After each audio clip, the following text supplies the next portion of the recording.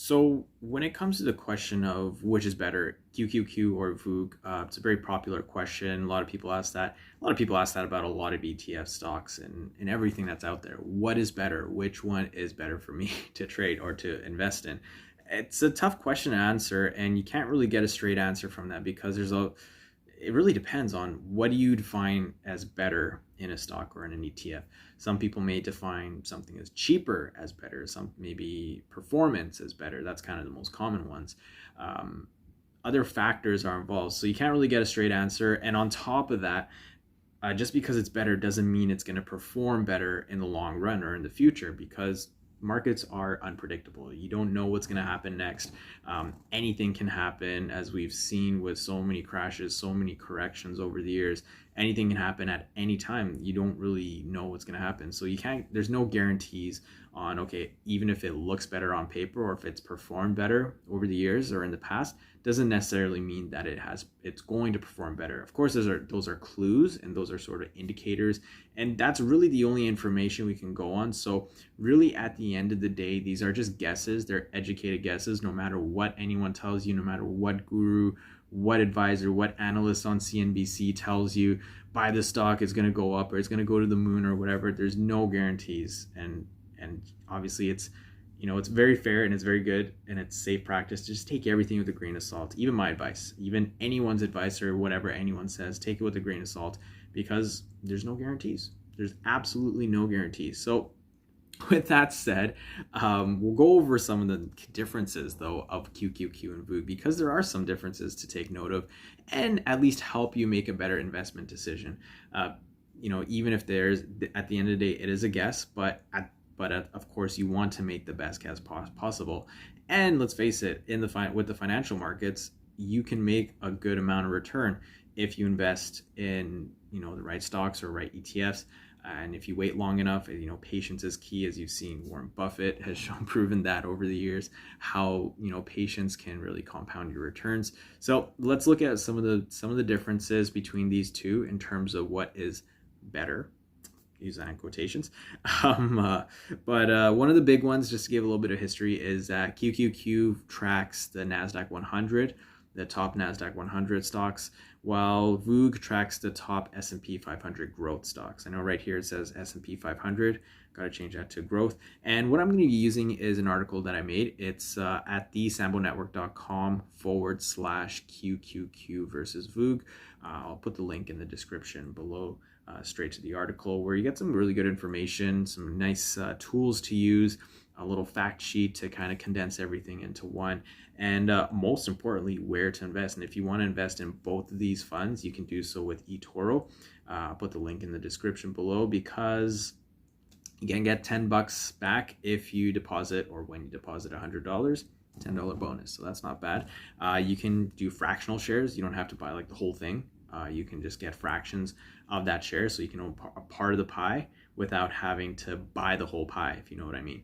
And on top of that, they offer no commission, so you don't have to pay any commissions. It's very cost effective when you look at it. So anyways, let's go through the performance, because a lot of people look at that when it comes to what is better. Performance, right? Performance is what makes something better or not. So what a lot of people look at is the year-to-date return. How have these two ETFs performed until now? And as of this poster, as of this video, it is February the 17th. So this is just a snapshot. It doesn't take the live numbers in. So what I like to do is compare it to the chart that we have on eToro. I like using eToro's charts. They have a pro chart. So how you get there is go to etoro.com/markets. You can pick any chart that you prefer. I'm looking at QQQ. You just click on the expand or the maximize button to maximize the chart. You get a nice little chart view here. You can make any adjustments. You can change up a few things. But if you want to go to the pro charts, which kind of gives you more tools, more accessibility, more things to play around with, which I like, you can just launch that and it'll take you to the screen here. So we'll look at QQQ first and look at its return. So what we have posted since January 1st of this year is 12.5%. So what we can do here is take a measurement and what you do is you get to the page, you click on the little gear icon, and then you click on tools and then measure, and you just go right to near the bottom. It's approximate, it's not super exact, and then you take it over to the most recent sort of close, or the most recent line. Shows here around 14%. So 14% return. And how you get there is, if you don't have the line one, you might default might be a candle. You just click on the little candlestick button there, and then or under chart type under the gear tool, and then you just click on line or any other one that you prefer to choose, and you go from there. So as you can see, it's 14% return. It's fairly accurate, a little bit more than what we've had compared to VOOG. So if we look at VOOG, another thing I like to do also is, if you want to make it look really cool, not go back and forth, you can take tools and go under, where is it? Maybe general? Oh, there it is, compare, right in front of me. You click on the compare, and you can compare with other ETFs or other stocks or anything. You can even compare people if you're looking at copy trading. And so it shows a different color. VOOG is in green here, so we can look at, okay, what has the return been for VOOG? So if we go to tools, measure, look at the beginning of the year. Okay, remember, this isn't exact, it's only kind of, it's approximate. It's around 7%. Right, and on the article here we have 7.8. So what I also like to do is put a dollar figure to it to give a better idea. So let's say you started out with $3,000 at the beginning of the year. You'd have 3,375 with QQQ and 3,234 with VOOG. Now these are just basic sort of measurements and sort of benchmarks that people do. Okay, how's the year-to-date return been? How's it been since inception? I mean, I kind of look at that too if I held it since then, or like, how's it done in the last 2 months or 6 months? So these are fine, and these are all fine and dandy, as they say. But I like to look at how have these two funds performed after major corrections, after significant events in history. How have they recovered, if they have even recovered? So one of the most recent ones has been COVID. How has QQQ done since COVID? And I put that down here. I put that right here. I put it as 2 year, but since March 10th of 2020, well, that's kind of when COVID sort of hit and things started to happen. And that kind of was when we saw the low point of the market. Now, of course, it's hard to predict when that low point is. There are clues out there. There are breadcrumbs. If you're into chart analysis and you look at the charts and look at sort of momentum, price action, all that kind of stuff, you can sort of gauge. But let's say you put $3,000 at that low of COVID, whatever the low might be, or what you thought was. The return since then for QQQ was 76%, whereas with VOOG is 70%. So if you invested your $3,000, it would have been 5,280 for QQQ and 5,100 for VOOG. So quite similar in terms of returns. Now, if you look at that and you think, okay, well, if that's the case, if these returns are similar, and as a side note, if you want to look at other significant event returns, you can go on to QQQ. You can go on to QQQ versus VOOG.Quora.com. There's a space dedicated to just that, and it shows. I have an article here or post showing comparing the returns over significant events. So we look at the 2018 crypto crash. How have they returned since then? 2018 major sell-off. How have they returned since then? 08 financial crisis. VOOG was a little bit newer. It started in 2010, so there's no information about that on here. And as compared to 9/11, what happened, you can see how QQQ has performed since then. So these are some good benchmarks that I like to use as well to see, okay, how these two performed. And, this might help you decide what is better in terms of performance.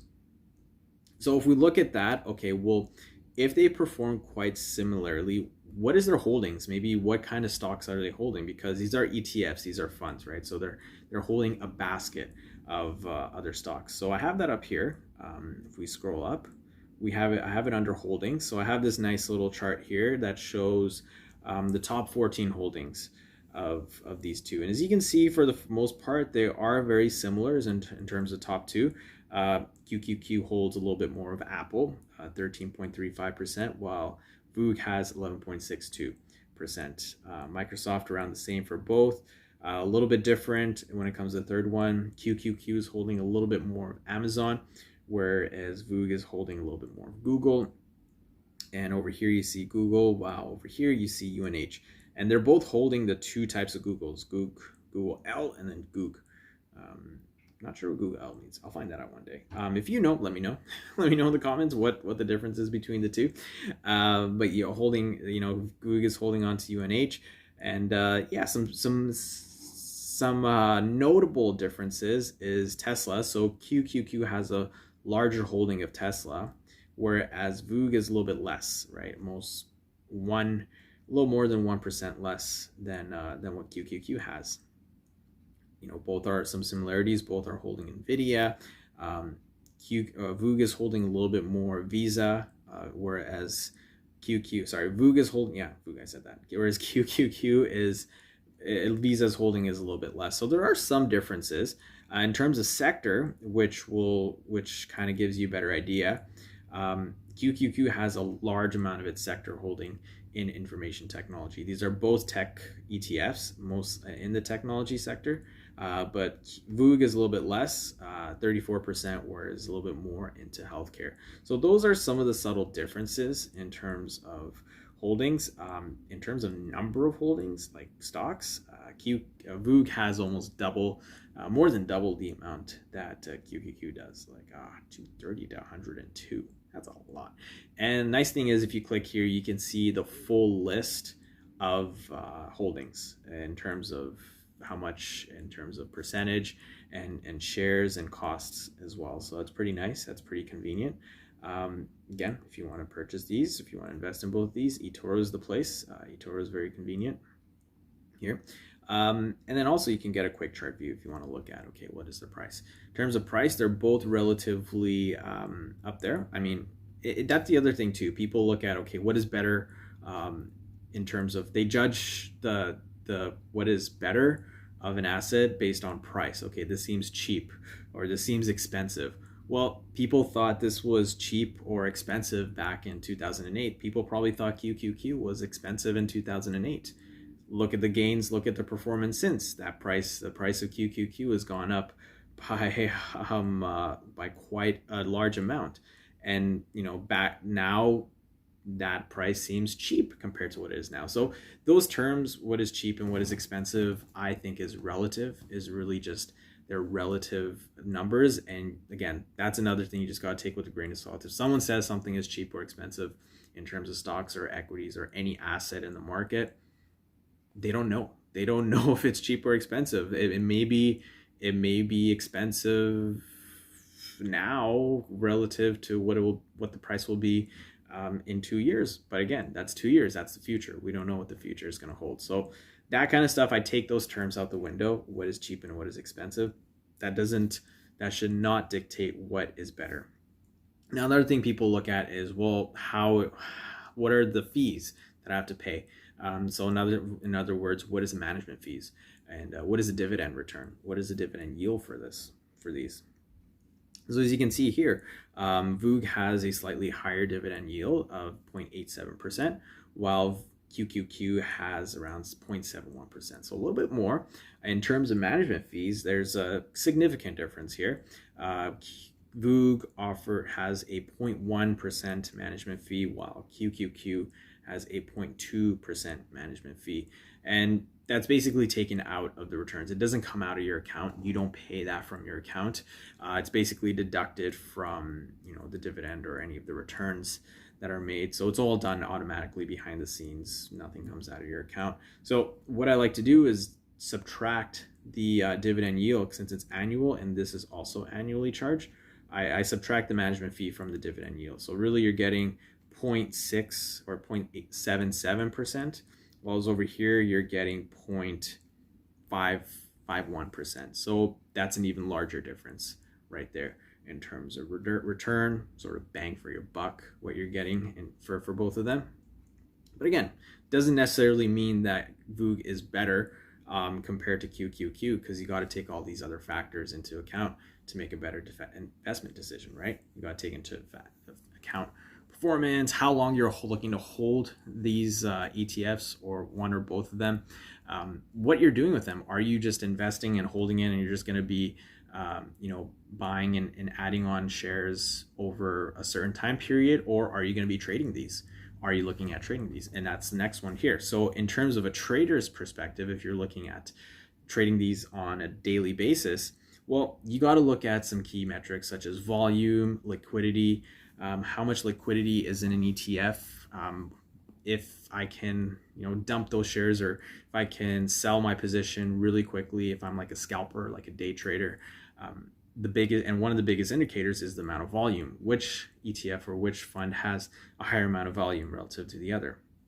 As you can see here, QQQ stands out quite significantly. In fact, it's the second largest ETF on the market. Can you guess which first one was? I think you pretty much know. I'm pretty sure you know what the most popular ETF is out there, and I'll let you put in the comments and take a guess at it.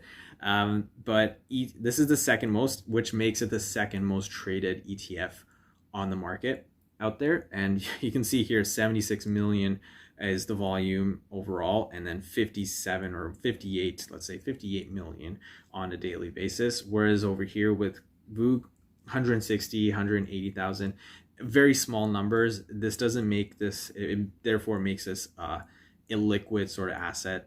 You can trade it on a daily basis. You can buy shares and hold it for sure, but you can't necessarily just trade it on an intraday basis. In terms of assets under management, this is a big one too. So just because VOOG has more equities or more stocks, doesn't necessarily make it a higher sort of portfolio in terms of weight, in terms of how much is in there. So you can see here, QQQ has almost $162 billion of assets under management, whereas VOOG has almost 7 billion right there. So quite a significant difference between the two in terms of assets under management.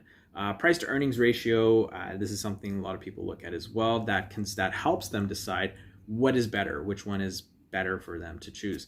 VOOG has a 20.3 times price to earnings ratio, while QQQ has a 22.7. The lower the number, the better. The closer to 1, the better.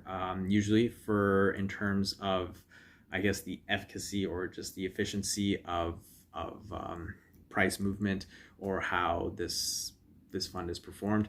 I'm not too much into price to earnings ratio. All I know is that the lower the better.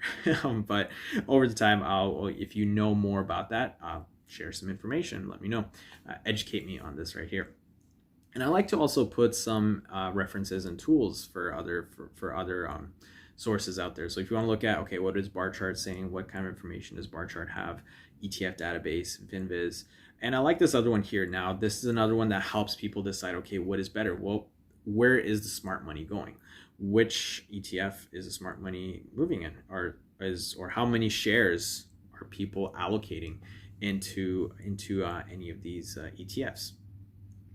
And if we look at VOOG, right here, if we go click on the link there, it takes you to there. It shows how many shares, the change in shares. Now this is all free. Obviously, if you pay, you probably get more information. It's almost like breadcrumbs. Where is the smart money going? Where are they putting their funds? So you can see here, we have recently bought shares from CL Private Wealth, 696,000 of shares, which is quite significant considering what the cost or the current price of QQQ. So this is kind of helpful. This helps you make a potentially better investment decision. Sorry, not QQQ, VOOG. I'm talking about VOOG here, where investors are putting their money. The big investors, JP Morgan and Chase. There you go. Look, they just purchased, or they have a holding of nearly 3 million shares. And if you just click on their name there, should take you to whether they're actually still holding on to those shares. So let's see here. Just take its time. Current positions. Okay. Oh, it doesn't really quite show it here. Never mind. Sorry. Let me go back for a second. Where is JP Morgan Chase? There it is. Okay. If we click on that link, the external link there, take you to it's still in the same website. You're not going anywhere else. So Okay, so they're still holding on to those shares, as you can see here, latest disclosed ownership. This is a good tool to use. This shows you, their ownership, how many of the shares they're holding, sort of like their actions, what their activity has been in the most recent months, most recent time. So that's right here under Smart Money. I like this tool. That's the secret tool. If you go to the top of the article, that's what it shows you. Those are some differences. Now, if we look at, say, QQQ, we can see, okay, you can probably also check to see, okay, are they, is JP Morgan Chase also buying shares or selling shares or holding shares? You can see there's quite a number of large amounts. Stewart Partners Investment Advisory, over here, Belvedere Trading. So this looks like they have some options in here, call and put options. I was here yesterday and nothing much showed. They're not holding those anymore. Over here, Chain Street Group, that's a large amount right there, 8 million, right? And the cool thing is it tells you who these people are. So, if I've never heard of Jane Street Group before, I don't know who these people are. But once this loads up, it shows you, it'll tell us, okay, are they still holding on to those shares? Any second now. Is the internet on? Yeah, internet's good. Okay, anyways, while that loads up, let's keep moving on. So those are primarily the key metrics people look for. Okay, well, how does it perform? I like to look at those major milestones or major periods where prices have taken a deep dive. Also, you can do a little comparison. I have a little graphical comparison here between the two. This is this is just a snapshot. Since inception, this is how the two have performed. You can see QQQ has pulled away a slight bit. Since, let's say, around 2014, these two have started to sort of drift off somewhat. Maybe there's a change in allocation of funds or other stuff. And again, if you want to invest in both of these, eToro is the place to check out. In fact, here it is, just to kind of give why eToro? Why? If I didn't explain it earlier. 0% commission. You can get fractional shares. They cater to the US. They are probably one of the most regulated brokers out there. They're regulated by quite a few top tier regulators. ASIC from Australia, FCA UK from the UK, of course, FINRA in the States, and as the SEC, one of the most strict regulators out there. And if you click on the link here or the link below, you can sign up and get $10 when you deposit $100. You can start the virtual account. You can check here to do your research and see if eToro is the right broker for you, platform to choose. So anyways, hope that helps. Hope that sheds some light on which one is sort of better. I'll let you decide on which one is better, because I can't tell you. No one can tell you which one is better. It's all depending on what your investment horizon is. What exactly are you looking for? Are you looking for high return? And how long?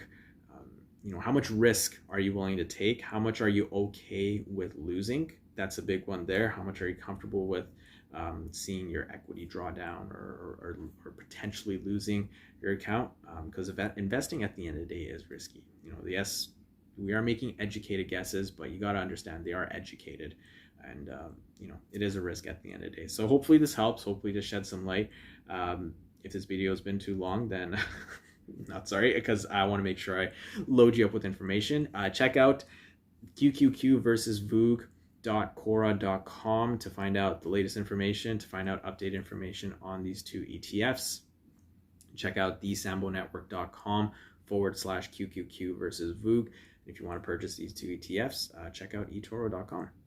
That's a place to go to get to do it with no commission, all that fun stuff. Anyways, take care and have a great day. Cheers.